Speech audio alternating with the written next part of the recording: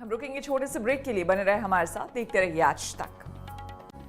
नमस्कार, मैं हूं श्वेता झा। आप देख रहे हैं सुबह सुबह। देश में एक तरफ वैक्सीन क्रांति हुई है तो पूरी दुनिया भारत के वैज्ञानिकों की तारीफ कर रही है, लेकिन वैज्ञानिकों की लगन और मेहनत पर सियासी अशांति पानी फेरने में जुटी हुई है। देसी वैक्सीन को मंजूरी को लेकर यह अशांति और बढ़ गई है। वही वैक्सीन की मंजूरी को लेकर दो कंपनियों के बीच जुबानी जंग ने आग में घी का काम किया। प्रधानमंत्री नरेंद्र मोदी का ये बयान 3 जनवरी को आया। ये वो दिन था जब drug controller general of India ने कोरोना से जंग के बीच सीरम इंस्टीट्यूट और भारत बायोटेक की वैक्सीन के आपातकालीन इस्तेमाल को मंजूरी दे दी थी। प्रधानमंत्री नरेंद्र मोदी ने इसे एक उत्साही लड़ाई का निर्णायक मोड़ बताया था। वहीं कहा था कि हर भारतीय को गर्व होना चाहिए कि ये दोनों ही वैक्सीन भारत में बनी हैं। नया साल अपने साथ एक और बड़ी उपलब्धि लेकर आया है।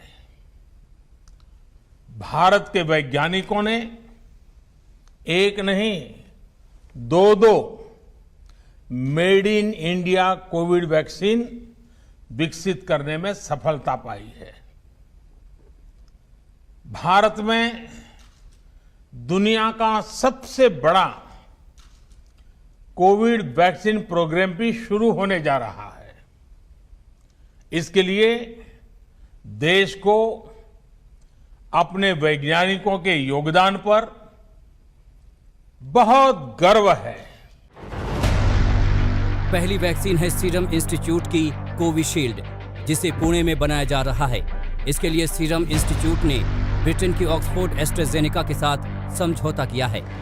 दूसरी वैक्सीन है कोवैक्सीन, जिसे हैदराबाद में भारत बायोटेक ICMR के साथ मिलकर बना रही है। कोवैक्सीन पूरी तरह से स्वदेशी वैक्सीन है, जिसका ट्रायल भी भारत में हुआ है। कोरोना से जंग में नए साल पर देश में एक साथ दो वैक्सीन को मंजूरी मिलने से बड़ी खुशखबरी नहीं हो सकती थी, लेकिन इस खुशखबरी के बाद वैक्सीन बनाने वाली दोनों कंपनियों के बीच जुबानी जंग छिड़ गई।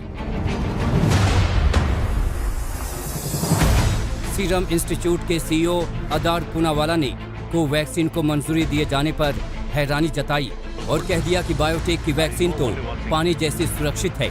ये उनका तंज था कि भारत बायोटेक की वैक्सीन लगवाने पर न फायदा होगा न नुकसान। इससे भारत बायोटेक के MD भड़क गए। Well, it was a surprise because we thought that all companies have to conclude their efficacy studies, but if the government has decided in an emergency to license something which is safe, that's entirely their decision. I don't know what word to use, but that's something you have to ask them.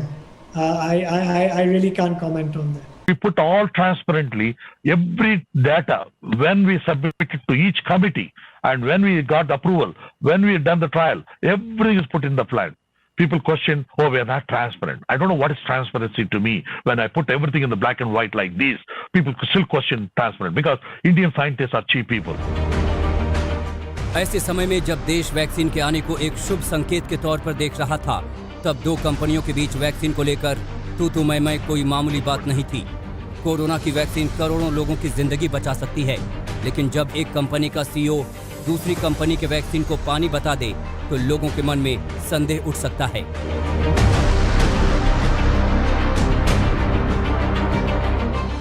इस संदेह को नई दिल्ली स्थित AIIMS के निदेशक doctor Randeep Guleria ने भी बढ़ा दिया। डॉक्टर गुलेरिया ने कहा कि भारत बायोटेक की वैक्सीन कोवैक्सीन को बैकअप के तौर पर दिया जाएगा, जबकि प्राथमिकता सीरम इंस्टीट्यूट के वैक्सीन को दी जाएगी। इस बयान से भी डॉक्टर एला आग बबूला हो गए। Keeping in mind the circulating variant strain, and at the same time they have to continue to do the trial and get the data in. So once that data comes in, we will be able to be more confident as far as the safety and efficacy is concerned. So I think in the beginning it will be basically Serum Institute of India, the AstraZeneca vaccine which will be given. Everybody comes in the TV channels now. They talk about everything what they want to. And everything they throw mud into TV. And now we are now waiting to clean up all our courts now. It's a sad part. There's no backup in this world anywhere. For humans, there is no backup. दुर्भाग्य से जब made in India की 2 vaccine को लेकर देश में ये विवाद चल रहा था, जब वैज्ञानिकों की महीनों की मेहनत पर सवाल उठ रहा था, तब दुनिया वैक्सीन बनाने में भारत के वैज्ञानिकों और राजनीतिक नेतृत्व की तारीफ कर रही थी। माइक्रोसॉफ्ट के सह संस्थापक बिल गेट्स ने सोमवार को ट्वीट कर कहा, कोविड-19 से दुनिया की जंग में भारत की वैज्ञानिक पहल और वैक्सीन निर्माण की क्षमता को देख खुशी हो रही है। उन्होंने अपने इस ट्वीट में प्रधानमंत्री कार्यालय पीएमओ को भी टैग किया है। इसके अलावा विश्व स्वास्थ्य संगठन के महासचिव टेड्रोस अधनम घेब्रेयेसस ने भी ट्वीट कर भारत की तारीफ की। उन्होंने लिखा, कोविड-19 महामारी को खत्म करने के प्रति अपनी प्रतिबद्धता जताते हुए भारत निर्णायक कदम उठा रहा है। अगर हम साथ मिलकर काम करेंगे तो हर जगह प्रभावी और सुरक्षित वैक्सीन सुनिश्चित करा सकेंगे। उन्होंने भी प्रधानमंत्री कार्यालय को टैग किया है। ऐसे संदेश के साथ ही मीडिया में जुबानी जंग की खबरों ने दोनों कंपनियों पर दबाव का काम किया। सीरम इंस्टीट्यूट और भारत बायोटेक ने एक साझा बयान जारी कर विवाद को खत्म किया।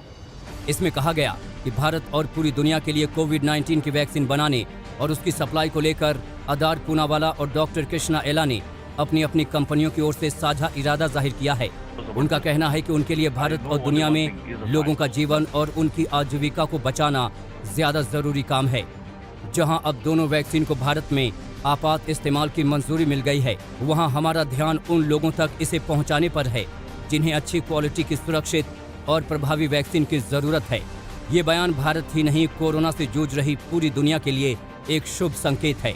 भारत पूरी दुनिया में वैक्सीन का सबसे बड़ा उत्पादक देश है और भारत में बन रही वैक्सीन का इंतजार कई देश कर रहे हैं।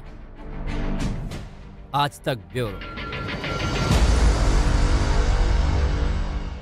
नमस्कार, मैं हूं अंजना ओम कश्यप। हमें उम्मीद है ये वीडियो आपको पसंद आया होगा। लेटेस्ट खबरों के लिए यूं ही देखते रहिए आज तक और इस वीडियो के पसंद आने पर लाइक, शेयर एंड सब्सक्राइब करना ना भूलें।